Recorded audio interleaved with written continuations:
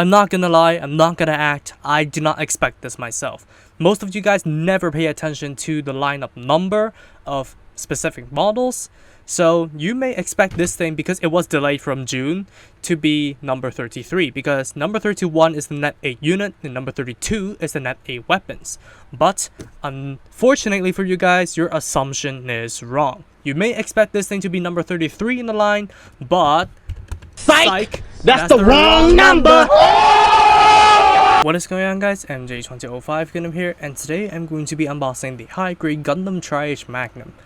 Now, it is hard to tell where this thing will appear in the anime. As you can see here, it is labeled under Gundam Build Divers Re-Rise. Not any other Build Divers spin-off or anything, it's Build Divers Re-Rise. So there's only 5 episodes left at the time of this recording. I do not know where this thing is going to be playing a role, but it's going to be playing a role nonetheless. It is a very good looking design, but then again, we have seen the original version before, which is going to be the Tri-H Gundam that appeared in Gundam Tri-H. Basically, a culmination of all the H systems technologies molded into one. So you can obviously see the core is the Gundam H1, and then we have the binders of the H2, the legs, and also the feet, and also the side skirts of the Gundam H3 orbital. And of course, we do have the kind of funnel function of the shoulders, and of course the hands. The gauntlets also can generate beam sabers like the Gundam HFX. And this thing is basically just a recolor of the original Tri-H Gundam. Now, we can all expect, yes, there is probably going to be a P-Bandai of the Tri-H Gundam coming in the future, but who knows? But as for all we know, it's going to be a color variant anyway, so it's pointless for me to get it, unless I really do like the design. But for now, here we have the Gundam Tri-H Magnum. So let's take a look at the plates, and apparently I ran out of space for standby crap because of all of the core Gundam shenanigans that have been going on in the past week. First of all, we do have the A plate over here, which is the A plate of the Gundam H1. And yes, I don't know why, but we do have the piece for the H1 flat. So just in case you do not like the H symbol, you can use the flat piece over here. But if not, this is just the regular H1 plate. Put it in the Magnum color, of course. Now please, somebody, if you guys get this kit, please do an SV version of this kit. And then next up, we have the B1 and B2 plates. The B2 plate is basically a gigantic piece that copies a lot. So that's basically just a whole other plate. So here we have the navy blue looking very nice. And apparently they need to mold the V-fin again, although it looks the same as far as I can tell, because it is molded in a different color. It's looking pretty good as far as I can tell. And it is labeled Tri-H Magnum, so yeah, there's no news for a P-Bandai, there's no hints for a P-Bandai Tri-H Gundam coming along the line, but who knows, we can only speculate. So this is gonna be the H1 plate from, yeah, the H1, of course, the C plate from the H1.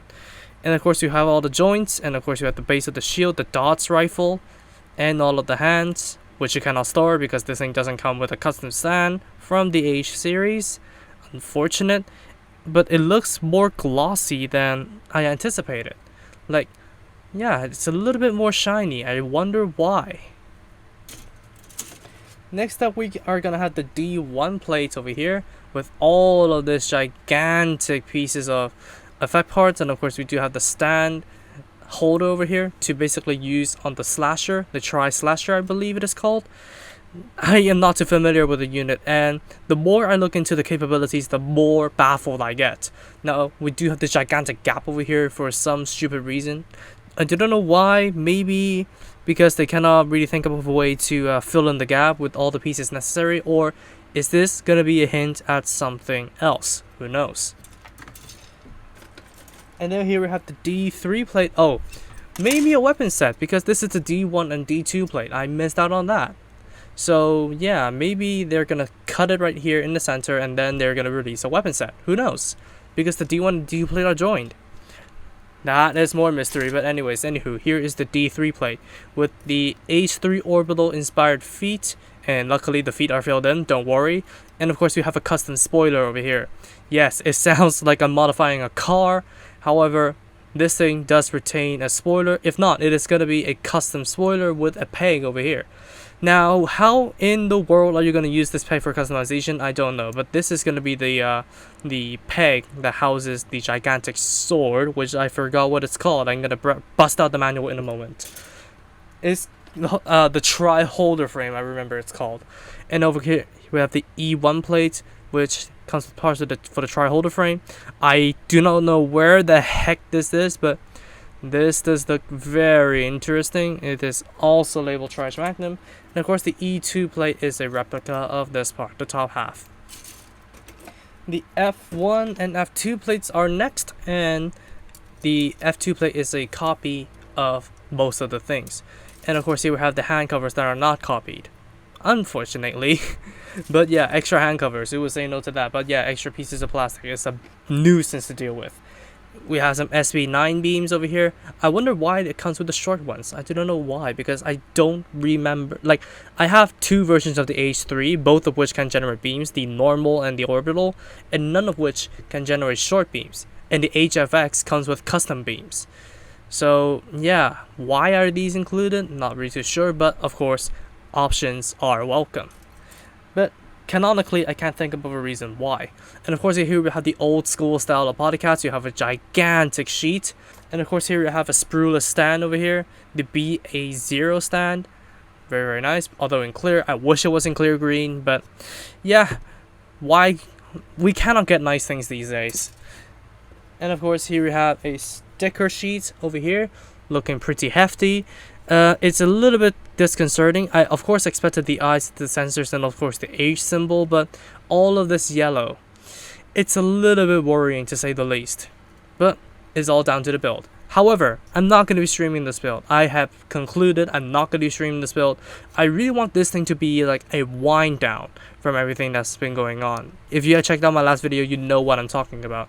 But there were a lot of silver linings, and I'm deciding between which one to take, because I do have an offer for a diploma program and I do have an offer for a degree program.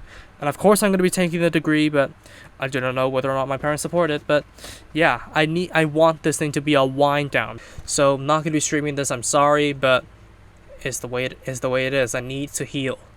And of course, here we have a little bit of lore about the champion in Season 2. I do not know whether or not he's going to appear in the present. However, yes, most likely. I think most likely Hiroto may have a mock battle. I do not know. I do not know how many more episodes are going to be taking place in actual GBN, because, as I did say, there are 5 episodes left by the time of this recording. So who knows? Maybe they're going to devote all 5 of these episodes to solving the conflict in Eldora. Who knows? The Saturn X and the NEP never even appeared in the anime thus far, so it's kind of hard to tell how they would tell the story with all of these miscellaneous characters, especially with the GP that's set to 10, and of course the Gundam Triage Magnum, because I don't think they are going to be returning to GBN to tell a lot of story. They're going to appear there from time to time, but not like a full episode in GBN, I don't think so.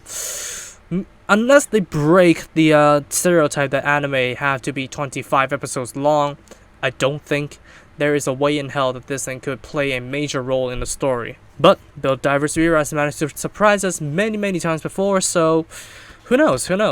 Like, yeah, and also, yeah, the tri-holder frame, I remember. Now, this is where it's baffling me the most, because this thing can hold cards. Now, this thing is a Yu-Gi-Oh! Fan / Battle Spirits fan / Gundam Tri-Age fan's dream, because this thing can apparently hoist card trading battles with you guys. So, yeah, I don't know, it's a little bit weird to me. A Gunpla that actually acquires its powers from cards, so yeah, I'm not really too sure about that. Oh, the tri/blade. Okay, that's what it's called. Okay. And of course, start the torso, head, right arm, left arm. This is the usual. Then the legs. And then the legs, and then the waist. Classic old constructions with the the stupid ball joints for the side skirts, and yeah, this is using the H3 orbital side skirts with ball joints, so I didn't know how that is gonna hold up, because from my past experiences, like the old Gundam, the side skirts are not stable at all because of those stupid polycap ball joints. But who knows, maybe they revamped the engineering. I don't know that for sure. Moving on to the color page, of course, we had the instructions to build the sprue stand, and of course here we had the tri-dots rifle. I think it's called, it's not the tri-dots Magnum, isn't it? Tri-arm sword. Oh my god, I do not have a clue of what the heck this thing is capable of. So yeah, if you guys have any more information, please tell me in the comments below. But yeah, I'll make sure to not miss out on any features that this thing has, even hidden features that this thing may potentially have. So yeah, and the sword does look very, very cool. I love the gigantic slash blade that it has, and apparently it does have some tricky bits that you can send out. Of course, I know it's not called tricky bits, but it does remind me of the G-Cell Perfect Pack's tricky bits that can purge out from the shoulders. So not the individual blades, it's just the entire shoulder armor that can be purged and fly around with the tri-dots cannon inside of it. I don't know. My mind is up in the clouds right now, so I cannot really remember the names of the weapons. Plus, I do not have any knowledge about what the Tri-Edge Gundam is capable of, let alone the Magnum. So I don't know. I may need you guys to educate me in the comments below. And of course, you do have an extra piece over here that tells you that you can use it to your own liking. So I didn't know what that is all about, but I will try to find some capabilities about this thing. And yeah, I'm gonna try and find something that this adapter can be used on, because it is a single peg to a double peg. Who knows what the heck that could be for. But anyways, that's gonna wrap it up for the unboxing of the Gundam Tri-Edge Magnum, and I have to say I'm a little bit intrigued about what this thing is all about. Now, the more I think the more I build, the more I get confused about this thing, because my mind, first of all, is not really in the right place now, and second of all, I have no knowledge whatsoever about the Gundam Tri-Edge and its capabilities, and also the card trading trick about acquiring, and like the power acquisition by trading cards. What the heck is that all about?